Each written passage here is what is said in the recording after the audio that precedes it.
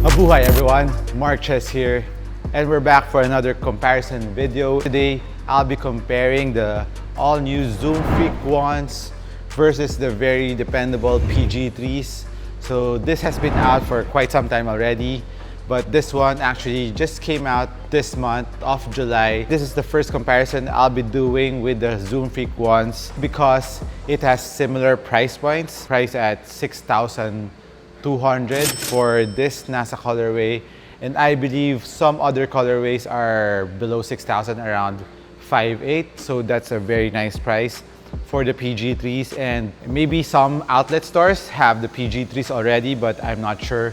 I haven't seen them yet. There are some colorways that are on sale right now, so better check them out. Both are around the same price. This one is a little bit cheaper compared to the Zoom Freaks one. So let's start the comparison with the uppers of these two sneakers. Both sneakers have mesh uppers, just different patterns. The Zoom Freak ones have like the honeycomb pattern, while the PG3s has a very traditional mesh pattern, but both mesh performs the same. Very durable, very breathable. That's what I love about this mesh, even though they're a lot cheaper and sometimes they look cheap. Performance-wise, they can perform really well.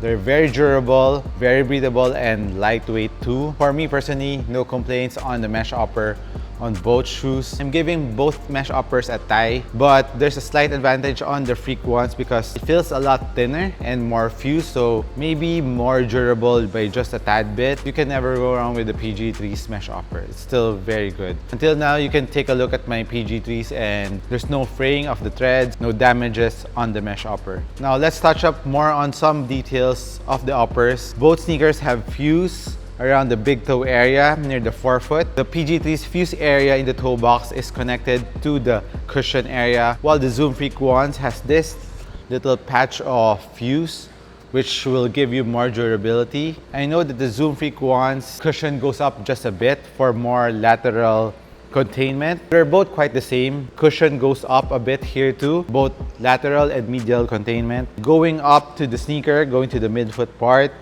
as you can see here in the PG3s, there's a wing, there's an external wing that gives you extra lockdown, pulls your feet down in the footbed. This is one feature that I really love in the PG3s. They're very locked down, especially here in the forefoot area. There's no swaying of your foot whatsoever. The Zoom Freak ones, same feeling, but the wings are internal. So you can see here the skeleton type wings that I mentioned in the performance review. And by the way, if you want to see the full performance review of these sneakers, I'll be putting up the link up here for more detailed performance review. As for lateral containment of the Zoom Freak ones, very similar to the PG3s, the traction goes up in the lateral area for more lateral containment around the midfoot section, while the PG3s, the cushion goes up here, also giving you more lateral containment in the midfoot area. I might say it's a different implementation, but it works the same. You are very well contained on both sneakers. So these two sneakers really highlights lateral containment and you're really locked down in the footbed of the sneaker. Different implementations, but same results. Now, as we move back to the sneaker, let's see the height. They're almost the same height. It's around low mid. There's enough cushion around this ankle. Inside the sneaker are very nice Achilles pillows, even ankle pillows. But I think the ones in the Zoom Freak ones are a little bit thicker. Nothing too drastic, but when you're using it, you won't feel it that much. Both sneakers really feel comfortable, and the heel lockdown on these two sneakers are very, very good. No heel slippage on both. I will be giving that a tie too. But a little advantage on the Zoom Freak ones are the heel containment part, which also gives you extra ankle protection. It's the swoosh that comes up here in the heel area of the sneaker. Also in the medial part of the Zoom Freak ones, there's this transparent swoosh-like pattern that really cups your foot, and it gives you a little bit more ankle protection compared to the PG3s. Both sneakers have internal TPU heel counter that are both amazing. Let's see on the width of the heel. Both are very much the same width, yeah, no? If you can see that there, the similar width. Going in front, they're almost the same, even though there's a little bit more lateral outrigger on the Zoom Freak ones.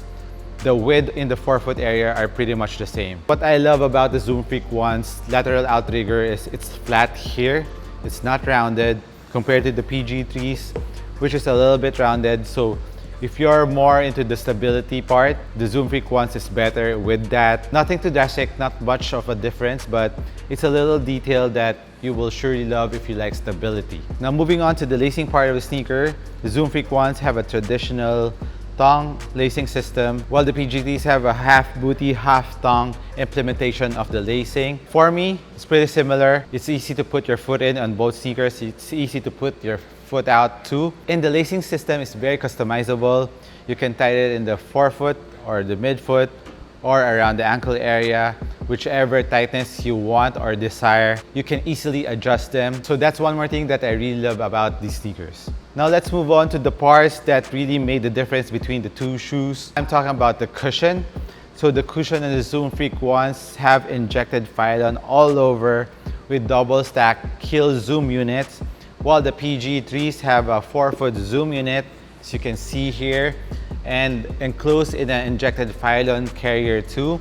But on the heel part of the cushion of the PG3s is just injected Phylon. So which cushion do I prefer better? I like the cushion better in the PG3s because I'm more of a 4-foot cushion kind of guy. I like my cushion, especially in the forefoot, to have bounce in it. The positioning of the zoom unit of the PG3s in the forefoot really makes a lot of difference, and the injected Phylon carrier is really plush. You can really feel the zoom unit right off the bat. You really feel bouncy in the forefoot of the PG3s compared to the Zoom Freaks, which in the forefoot is just a little impact protection, really no bounce, but excellent amount of court feel. But that doesn't say that the court feel in the PG3s are not great. The court feel in the PG3s are equally as great as the Zoom Freak ones. That's why I was wondering why Nike didn't put a zoom unit here in the forefoot of the Zoom Freak ones. I think it will make the shoe better. Even just putting one zoom unit at the back and one in front, separating them, I mean, it will make the sneaker a lot better in terms of performance. The PG3s has an excellent bounce in the forefoot while having a very nice impact protection in the heel. So for a very well balanced cushioning, the PG3s is one of the most ideal cushioning setup for the budget model price. So hopefully in the Freak 2, they will adjust it and upgrade the cushioning of the Freaks, because cushioning is one of my priorities. So I was kind of disappointed with the cushioning of the Freak ones. But if you're a player who doesn't mind that, who doesn't like bounce in the forefoot and wants just maximum court feel and responsiveness, you can go with the Freak ones. There's more impact protection in the heel, but I doubt if there's that much player right now that really loves a double stack in the heel. I think mostly locally, top of my mind, who does heel striking, doing side steps are Richie Rivero or Kobe Paras, who likes using heel strike on their side steps. But majority who does that are forefoot strikers. So for me, I think it's more practical to put a zoom unit in the forefoot rather than in the heel part of the sneaker, especially if the injected Phylon is good enough for impact protection. That's my opinion. Let me know what you think about that. So moving on to another part of the sneaker that was a deal breaker for me is the traction.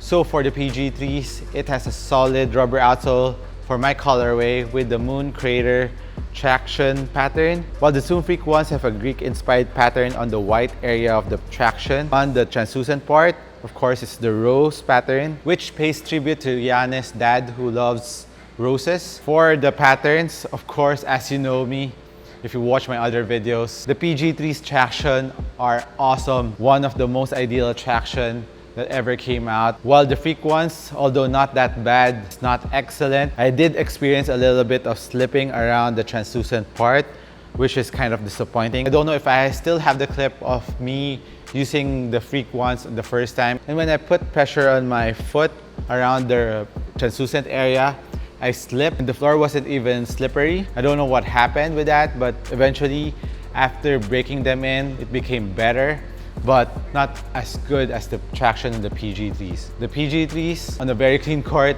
awesome. On a dusty court or on a moist court, it still grips. So A very dependable traction on the PG3s. Nothing bad to say about the traction on the PG3s. And as for the rubber compound, both sneakers that I have XDR rubbers because this is an Asia release. Upon touching it, the rubber compound on the PG3s are way more harder than the ones in the Freak ones. Although I think the Zoom Freak ones, you can still use them outdoors, similar to the PG3s. What's nice about the pattern in the PG3s is it's widely spaced, so dust particles won't get stuck there easily. Compared to the rubber compound and the traction of the Freak ones, it's more closely spaced, so there's more chances of dust particles getting stuck there in the grease-inspired pattern.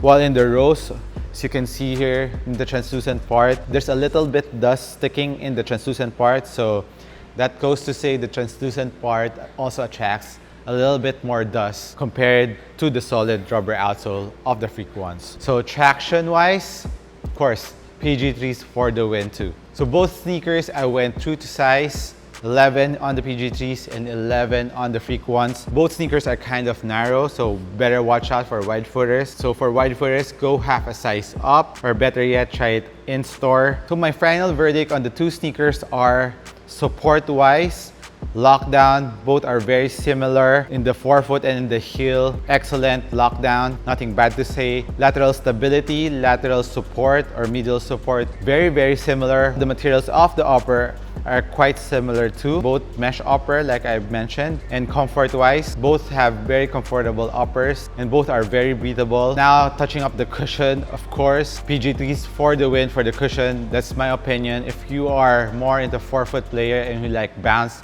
in your forefoot, go with the PG3s. Forefoot bounce there, impact protection in the heel is there. While if you're a player who likes maximum court feel without any bounce or delay in the forefoot and just impact protection in the heel, if you're that kind of player, the Zoom Freak ones for you. But my personal choice, of course, the PG3s. For the traction, another runaway win for the PG3s for the traction. Very dependable traction, no break-in time needed, doesn't pick up a lot of dust. You can even play it in a bit moist court, especially now in the conditions here in the Philippines where it's kind of humid because it's raining quite often now here in the Philippines. The traction on the Freak ones are good, but it's not that excellent as compared to the PG3s. I'm sad to say that even though I was kind of excited about the Freak ones coming out because Giannis is one of my favorite players now in the NBA. I was really excited on his first SIG to come out, and when I tested them, I was kind of disappointed with the cushion setup and the traction. So for the winner for the comparison, PG3s for me. But if you have these two sneakers, let me know your thoughts. If you disagree, hit me some comments down below. And I hope I helped you guys out once again. This has been Mark Chess. Thank you for watching this video, and I'll catch you in the next one. Cheers.